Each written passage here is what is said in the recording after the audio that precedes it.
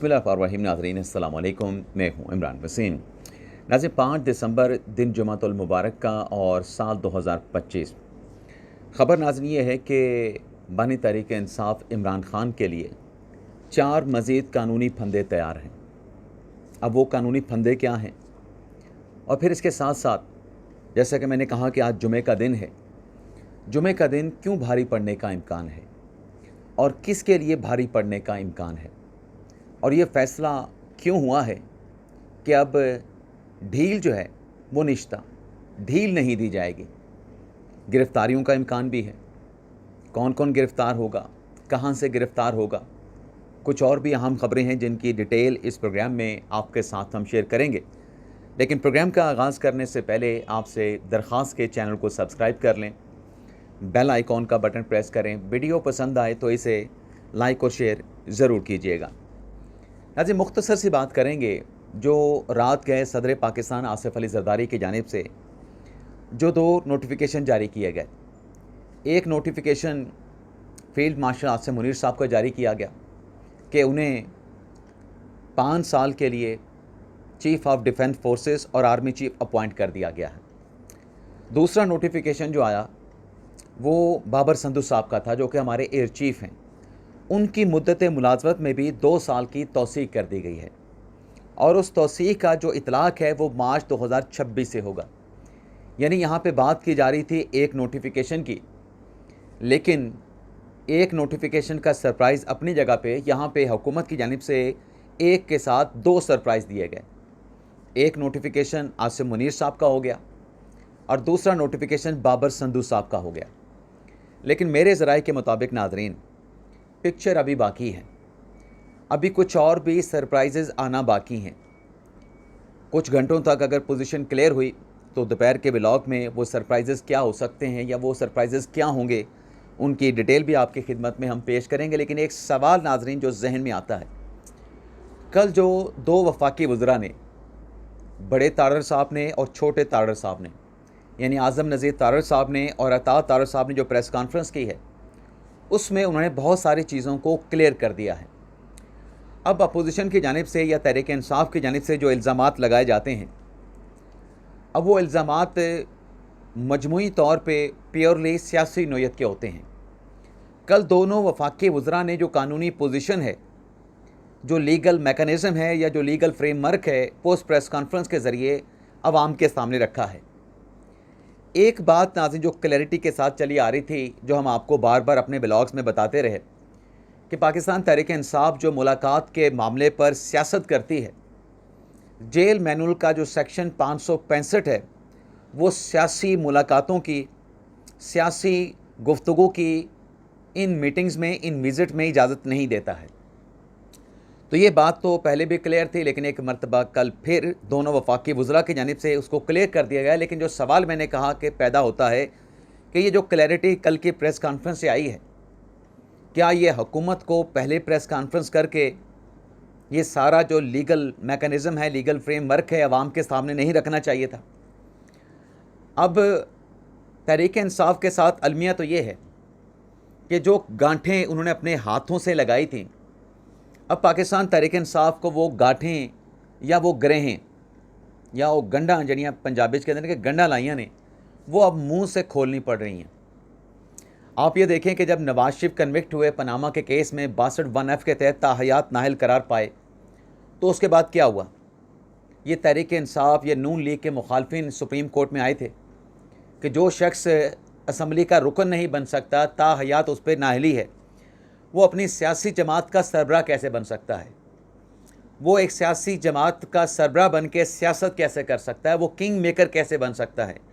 जब वो ख़ुद रुकने असम्बली बनने के लिए इतना अहल है, तो वो कैंडिडेट्स को टिकट कैसे जारी कर सकता है?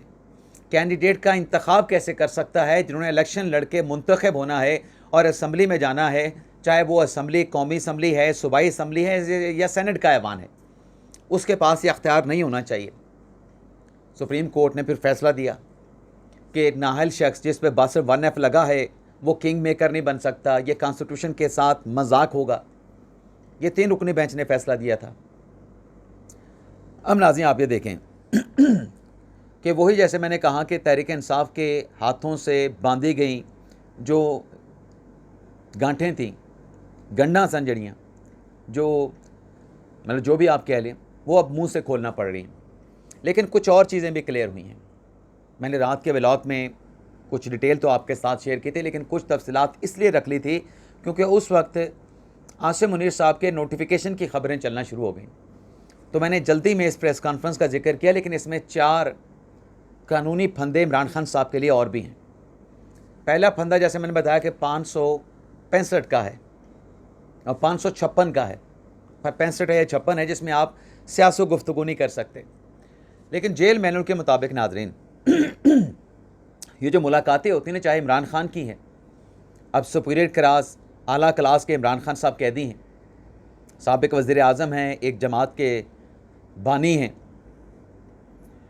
तो 548 जो रूल है वो ये कहता है कि ये जो भी मुलाकातें प्रिजनर की जेल मैनुअल के मुताबिक होंगी वो निगरानी में होंगी, सुपरविजन में होंगी, यानी उसकी रिकॉर्डिंग भी की जाएगी, उसकी रिकॉर्डिंग होगी, वो निगरानी में गुफ्तगू की जाएगी।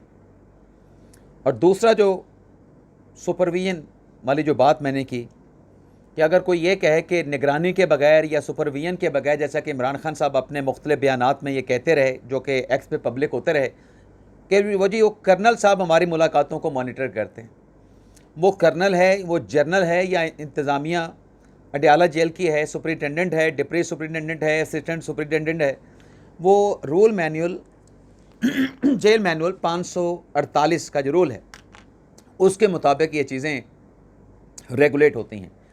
तो अगर कोई ये कहे इमरान खान साहब के आज़ादाना मुलाकात कराएं, कोई निगरानी ना हो, तो ये जो कानूनी फ्रेमवर्क है रूल 548 है, ये पाबंद करता है कि निगरानी में ही मुलाकात होगी।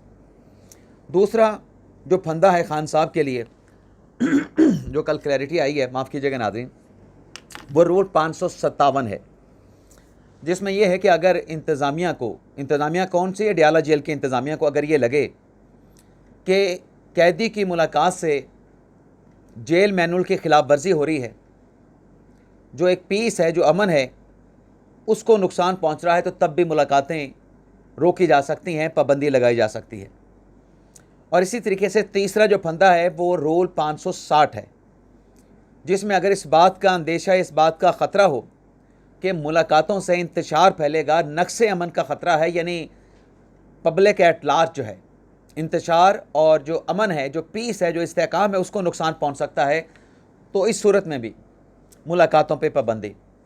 और चौथा जो फंदा है इमरान खान साहब के लिए, जो लीगल पोजीशन है जिसको फॉलो करना पड़ेगा, वो ये है कि इमरान खान साहब को जो रिलीफ, जो सहूलियात अडयाला जेल में मैसर हैं, अगर उसकी खिलाफ वर्जी भी होती है, उन सहूलियात की, उन रिलीफ्स की अगर खिलाफ वर्जी की जाती है, तो तब भी इमरान खान साहब से उन वायलेशन की सूरत में वो सहूलियात वापस ली जा सकती हैं।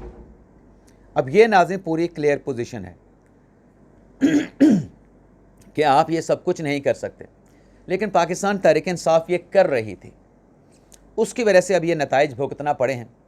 अब आप देखें ना कि जो कहा जा रहा था कि हम जेल तोड़ के जो है इमरान खान साहब को निकाल लेंगे अगर हमारी मुलाकातों पे बंदिश रही, तो उस पर भी पैगाम दे दिया गया, कोई कंप्रोमाइज़ नहीं होगा, कोई ढील नहीं होगी। अगर किसी ने ऐसा सोचना, तो चलें अपनी जगह पे, किसी ने ऐसा करने की अगर कोशिश की, सोचना चलें ठीक है, एक महदूद हद तक है, किसी ने ऐसा अमली इक़दाम उठाया तो फिर कानून हरकत में आएगा, कानून भी हरकत में आएगा और रियासती जो ताकत है वो भी हरकत में आएगी, और किसी के साथ कोई कंसेशन नहीं होगा। और जैसे कि उज़्मा खान साहबा गई थी मुलाकात करने के लिए, अब उज़्मा खान साहबा के मुलाकात पर भी पाबंदी लग चुकी है, तो नुकसान किसका हुआ? और जैसा कि माफ़ कीजिएगा नाज़रीन, गले में खराश हो रही है, मैंने कहा था कि अगर आप मुलाकात करके आएँ, मुलाकात करके आप आके पार्टी की क़यादत को खामोशी से बता दें, और पार्टी की क़यादत जो खान साहब का पैगाम आए उस पर अपनी पार्टी की, अपनी जमात की सियासत को आगे बढ़ाए, तो ये चीज़ तो चल सकती है। लेकिन इस तरीके से सियासी मजमे लगा के, इंतशार वाले काम करके कि हम हुकूमत के ख़िलाफ़ तहरीक चलाएंगे, हुकूमत का धड़न तख्ता करेंगे, तो इसकी इजाज़त नहीं मिल सकती। ये तो क्लियर हो चुका है।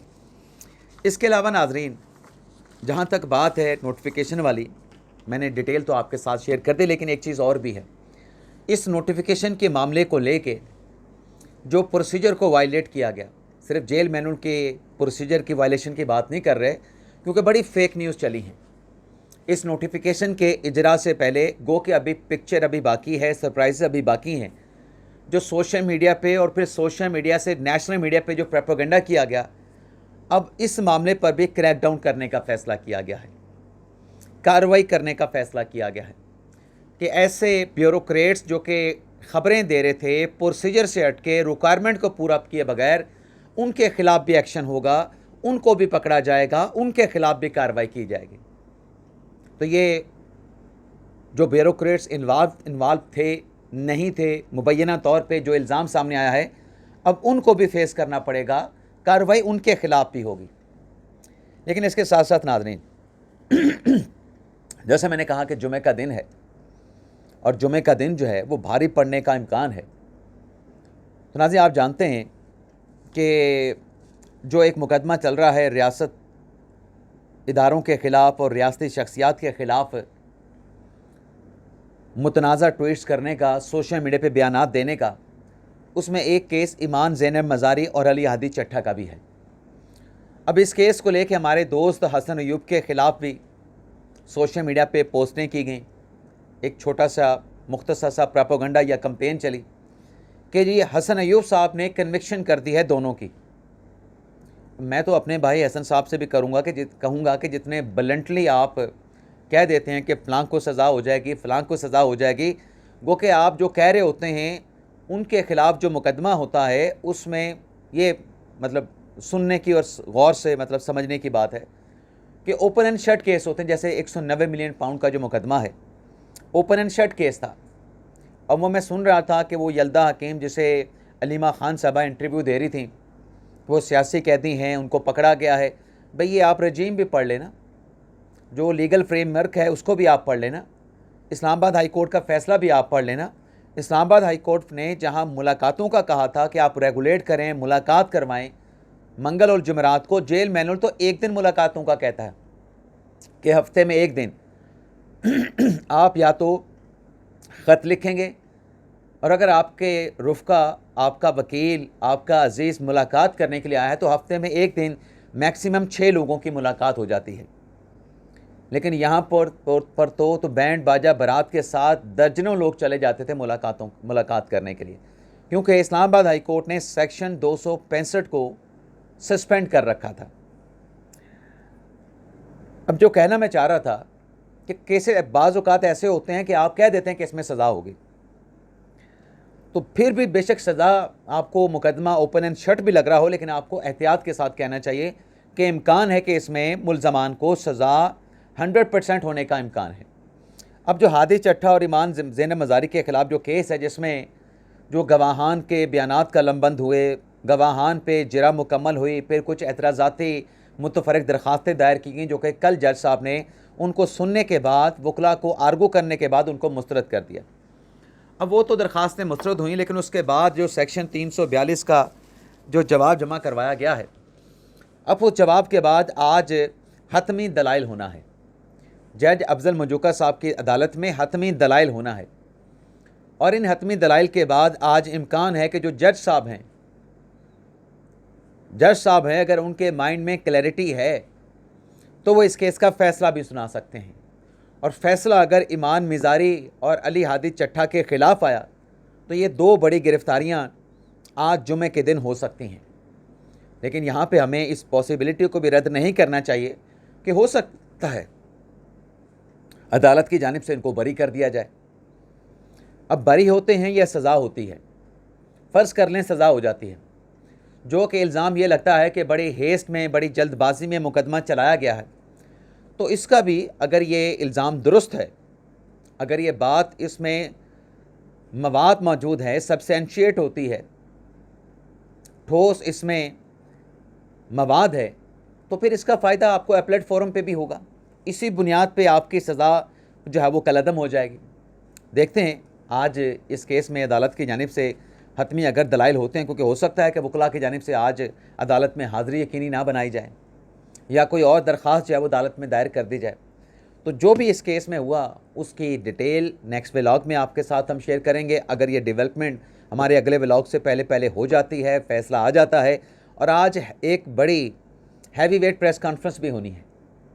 DGISPR लेफ्टिनेंट जनरल अहमद शरीफ साहब प्रेस कॉन्फ्रेंस करने जा रहे हैं। अब प्रेस कॉन्फ्रेंस का नुक्ता आगाज़ क्या है, नुक्ता इख्तिताम क्या है, ये सुनने के बाद पता चलेगा। तो आपसे नाज़रीन इजाज़त चाहते हैं। अल्लाह ताला हम सब का हामी नासिर हो। अपनी दुआ में याद रखिएगा। पाकिस्तान जिंदाबाद।